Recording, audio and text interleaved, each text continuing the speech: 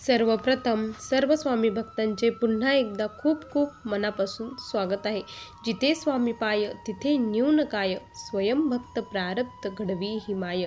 या वाक्यांची प्रचिती देणारा आजचा खूप सुंदर असा अनुभव आहे। हा अनुभव जो कोणी ऐकणार आहे ना, त्याच्या अंगावरती शहारे येणार आहे आणि आपल्या स्वामी आईची प्रचिती लीला काय असते हे आपल्याला कळणार आहे। खूप सेवेकरी याच्यातून घडणार आहे आणि जे सेवेमध्ये आहे त्यांना देखील स्वामींची खूप मनापासून सेवा करू वाटणार आहे। त्यामुळे अगदी शेवटपर्यंत हा अनुभव प्रत्येक स्वामी भक्ताने बघावा। चला तर मग वेळ न लावता या दादांच्या शब्दात या सुंदर अशा अनुभवाला सुरुवात करूया। तत्पूर्वी तुम्ही जर आपल्या चॅनलवरती नवीन असाल तर सबस्क्राईब करायला विसरू नका, कारण असेच रोज स्वामींचे नवीन नवीन अनुभव या चॅनलवरती येत असतात। दादा म्हणतात, सर्वप्रथम सर्वांना श्री स्वामी समर्थ। अनंत कोटी ब्रह्मांड नायक राजाधिराज योगीराज परब्रह्म भगवान श्री स्वामी समर्थ महाराज यांना कोटी कोटी प्रणाम। स्वामी भक्तांनो, मी अहिल्यानगर येथील रहिवासी आहे। आज मी माझ्या जीवनातील सर्वात मोठा स्वामींचा साक्षात्कार अनुभव तुमच्यासोबत शेअर करत आहे। मी गेल्या 10 वर्षापासून स्वामी सेवेत आहे।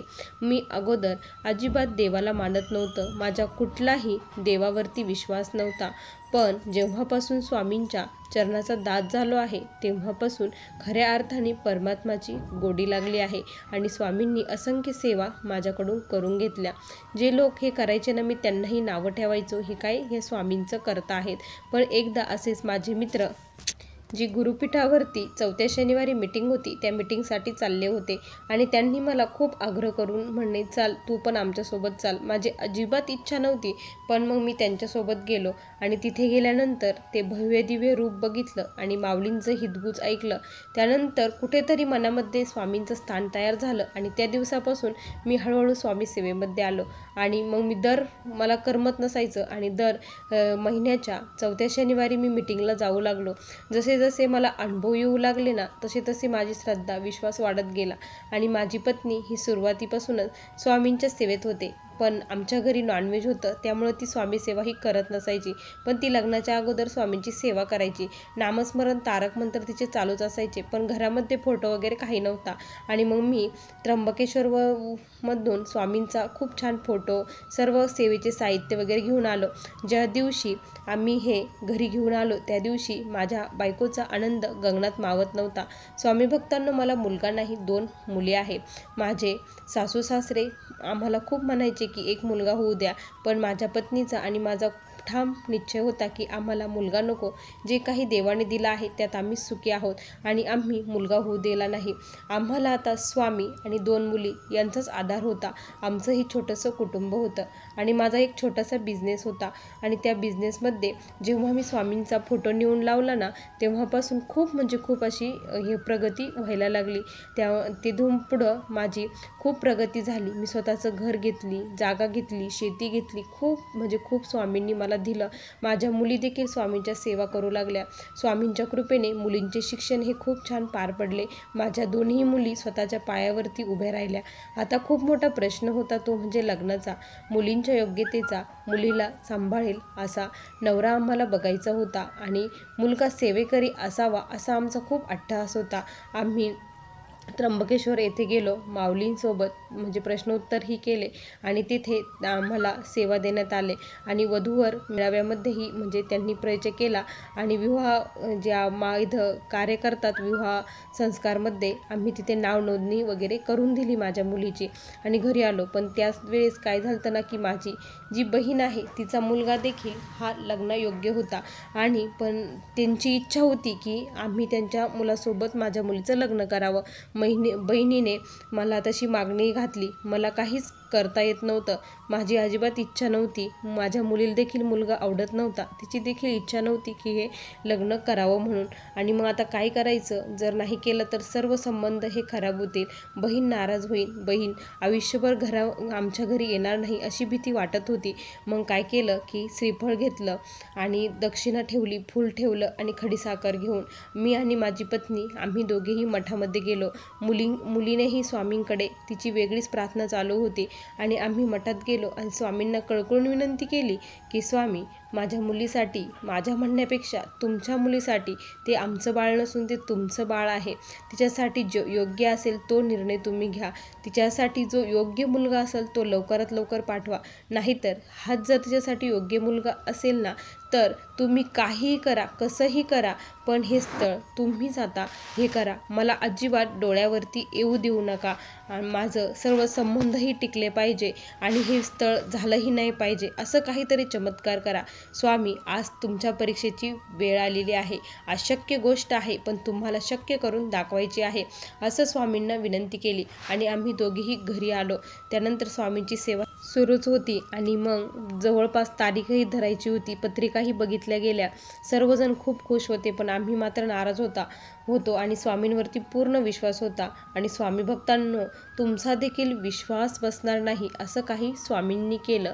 कारण जो मुलगा ज्याच्यासोबत लग्न होणार होतं, त्या मुलाने सांगितलं की मला हिच्यासोबत लग्न करायचं नाही, कारण त्याचं बाहेर हे अफेअर चालू होतं. त्याने त्या मुलीचं घरच्यांना सगळ्यांना सांगितलं की मला या मुलीसोबत लग्न करायचं नाही, तर या मुलीसोबत लग्न करायचं आहे.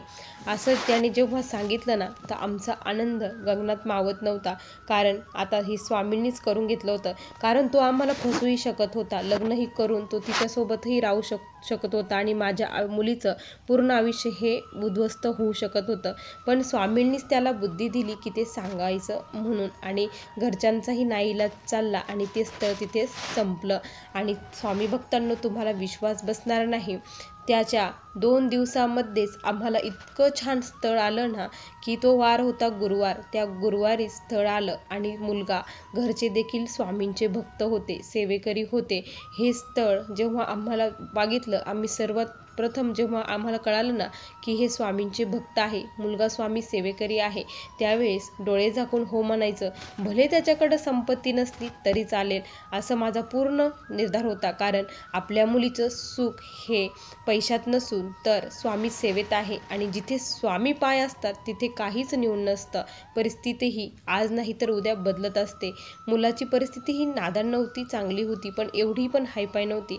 माझ्या मुलीलाही मुलाचा स्वभाव खूप आवडला, सर्वांना मुलगा आवडला आणि ते स्थळ जमलं आणि स्वामींनी तिथे माझ्या मुलीचं लग्न जमवलं. आता प्रश्न होता, लग्नात जमवलं, आता आम्हाला खूप मोठं लग्न करायचं होतं. मग आम्ही काय म्हटलं की आपण सर्वात अगोदर महाराजांना पत्रिका द्यायची, असं आमचं ठरलं. मग पत्रिका वगैरे छापली. तर मी आणि माझी पत्नी आणि माझ्या दोन्ही मुली, आम्ही आमची फॅमिली सर्वजण अक्कलकोटला जाण्यासाठी निघालो. स्वामींना पहिली पत्रिका द्यायची होती. स्वामींना लग्नासाठी बोलवायचं होतं, कारण लग्नामध्ये कुठलंही विघ्न येऊ नये हे स्वामींना सांगायचं होतं. मग आमचा प्रवास अक्कलकोटच्या दिशेने सुरू झाला.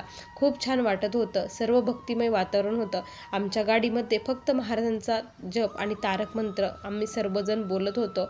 आमचा प्रवास पुढे पुढे जात होता. स्वामी भक्तांना तुम्हाला विश्वास नाही बसणार, पण आम्ही जिथे जिथे थांबायचो ना, तिथे आम्हाला स्वामी दिसायचे. भले कुठे गाडीवर दिसो किंवा हॉटेलमध्ये थांबलो तर हॉटेलमध्ये स्वामींचा खूप मोठा फोटो, मूर्ती असे असायची. जिथे जिथे पाहू तिथे स्वामीच त्या दिवशी दिसू लागले होते. म्हटलं स्वामी आपल्यासोबतच आज चाललेले. अक्कलकोटला पोचल्यानंतर आम्ही मग तिथे गेल्यानंतर वटवृक्ष मंदिरात गेलो आणि पत्रिका म्हटलं, आता हे भटजी आपल्याला ही पत्रिका इथे ठेवून देते की नाही, हा खूप मोठा प्रश्न होता. आणि मनामध्ये स्वामींचा धावा चालू होता, स्वामी आग्रहाचे आमंत्रण हे स्वीकारायचे आहे तुम्हाला. मग आम्ही तिथे गेलो ना, स्वामी भक्तांनो, प्रचंड गर्दी होती आणि त्या गर्दीमध्ये आम्ही माझ्या हातामध्ये ती पत्रिका होती आणि त्या भटजीने ती पत्रिका बघितली आणि ते काय म्हटले की केव्हाची तुमची वाट बघताय म्हणे, द्या ती पत्रिका पटकन, असं ते म्हटले. मला ते काही उमगलंच नाही ते असं का बरं म्हटले. आणि मग त्यांनी पत्रिका घेतली आणि डायरेक्ट ते स्वामींच्या पुढे नेऊन ठेवली. आणि त्यावेळी कळलं की स्वामींनी आपलं आग्रहाचं आमंत्रण हे स्वीकारलं. स्वामींना विनंती केली की स्वामी लग्नाला अवश्य यायचं बरं का. आणि मग आम्ही तिथून आमचा प्रवास पुन्हा सुरू झाला. लग्न हीचा दिवस आला आणि माझ्या मुलीला पूर्ण विश्वास होता स्वामी मला आशीर्वाद देण्यासाठी नक्की येणार, कारण स्वामींना आपण आमंत्रण दिले आहे म्हणून. आणि स्वामी भक्तांनो, खरंच स्वामी आले होते. हे म्हणजे जेव्हा मंगलाष्टक चालू होते, माझ्या मुलीला चंदनाचा प्रचंड सुगंध आला. कोणालाच तो सुगंध जाणवत नव्हता, पण माझ्या मुलीला तो सुगंध जाणवला आणि ती आम्हाला सर्वांना सांगितलं की स्वामी मंगलाष्टकच्या वेळी माझ्या डोक्यावरती अक्षता टाकायला आले होते. त्यांनी त्यांचं आल्याचं प्रमाण मला दिलं. हे ऐकून आम्हाला खूप छान वाटलं आणि माझी मुलगी आज खूप सुखात आहे आणि आमच्यावरती ही स्वामींची कृपा खूप आहे. हे आमच्यासाठी खूप आहे स्वामी भक्तांनो. असा मला आलेला हा स्वामींचा अनुभव होता. श्री स्वामी समर्थ. बघा स्वामी भक्तांनो, किती सुंदर अनुभव होता. तुम्हाला या दादांचा अनुभव कसा वाटला नक्की कमेंटमध्ये कळवा. पुन्हा भेटूया अशा सुंदर अनुभवासोबत. तोपर्यंत सर्वांना श्री स्वामी समर्थ. जय जय स्वामी समर्थ. श्री गुरुदेव दत्त.